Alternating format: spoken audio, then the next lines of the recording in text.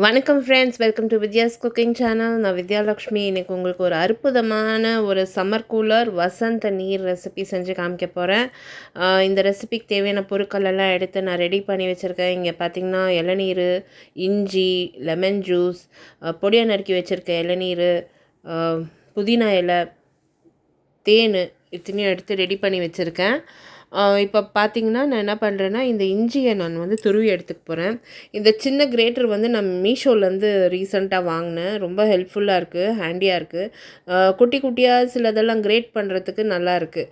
நல்லா ஹெவியாக இருக்குது ஸ்டீலு, ரொம்பவே கம்ஃபர்ட்டாக இருக்குது. ஒரு 150 ருபீஸ்க்கு வாங்கினேன்.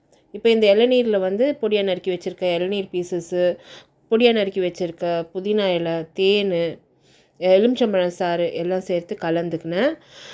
ஒரு டால் டம்ளரில் ஐஸ் க்யூப்ஸ் சேர்த்துக்கினேன். ஐஸ் க்யூப்ஸ் சேர்த்து சில்டாக இது நம்ம சர்வ் பண்ணால் ரொம்ப நல்லாயிருக்கும்.